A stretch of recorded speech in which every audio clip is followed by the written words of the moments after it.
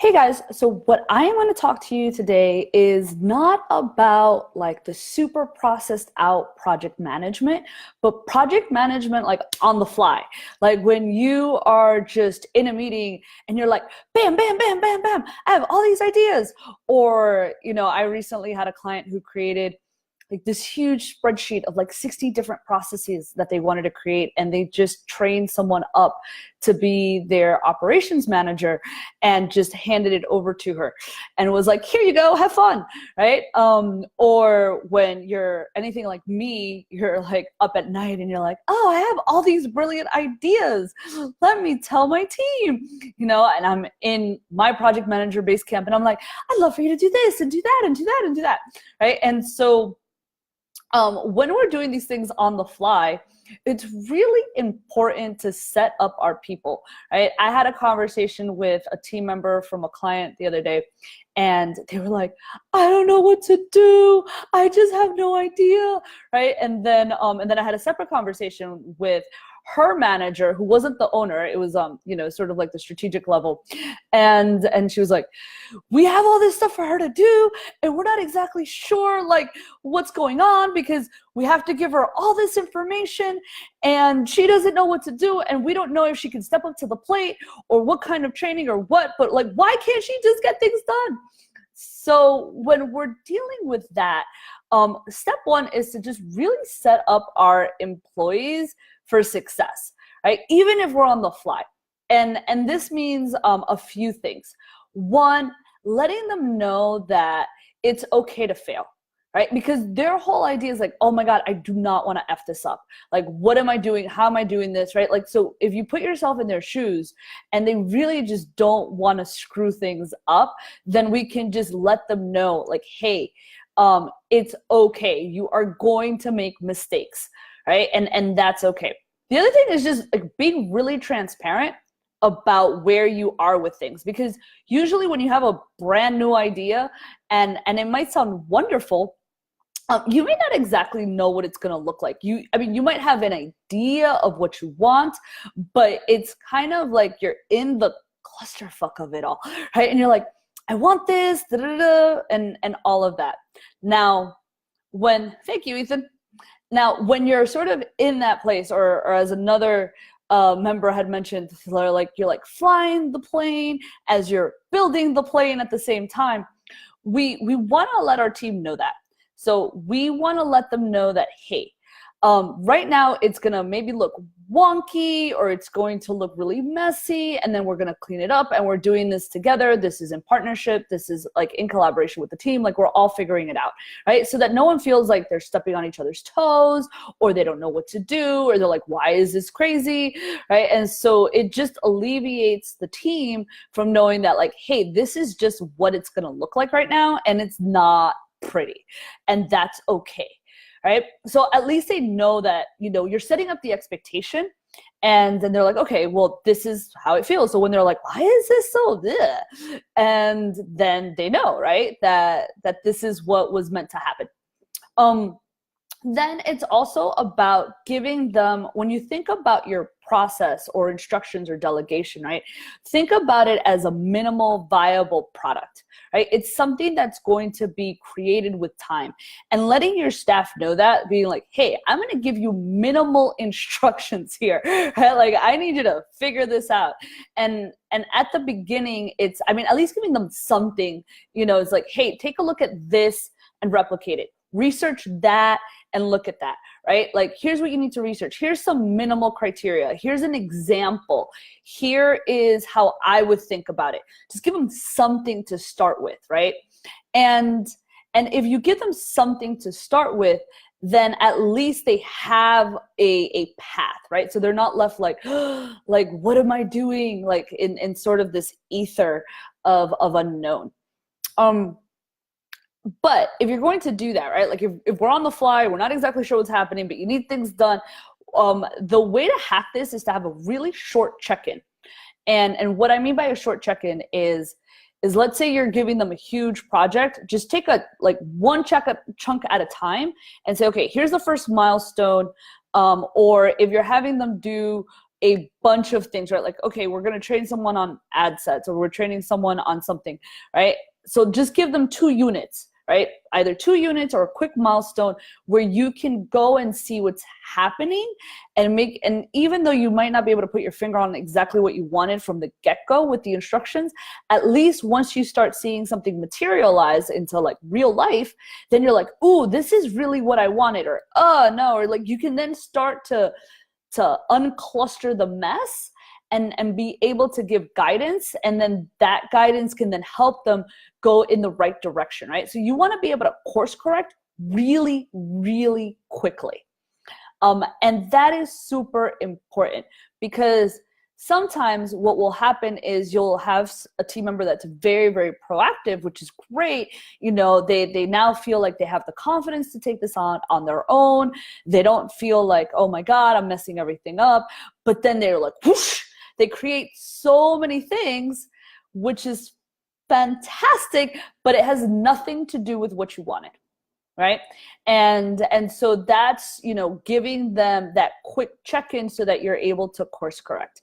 Now, in order to do those check-ins, we have to do review. Now, here's the second point of today's live is review. Now, review is one of the biggest bottlenecks whatsoever, whether you're reviewing your email, you're reviewing stuff from clients, you're reviewing stuff from team members, review is one of the biggest just bottlenecks that can just hold up and stall your entire team. So given the fact that we have a mini hack in terms of like, okay, we didn't really give any directions, but we're going to check in and then we're going to course correct and we're going to figure things out. How do we make sure that we're doing that review so that that project or that thing that you delegated just doesn't come to a startling halt? Now, there's a few things. One is getting yourself in the mindset of actually doing review. So put it in your calendar and just remind yourself whether, I don't know, the visual, whether it's in your calendar, in your project manager, however, task yourself with the review. Now, do it so that you actually will review. Now, what I mean by this is, I often tell this to clients, and even for myself, like I literally had to put in my calendar, like unclog the bottleneck, right? Like I had to contextualize it for myself that if I did not get this done, all the wonderful ideas that I personally had were just going to come to a halt because it was not going to get done. Now, second thing is actually use your project manager when you're giving out tasks on the fly. And the best way to do this is to make sure that whoever you're giving those tasks to is documenting them and recording them in the right place. So, you know, even if you're like, bah, bah, bah, bah, bah, right? And you're like, I will do this. Someone needs to actually document that into existence into your project manager, or it's not gonna happen, right?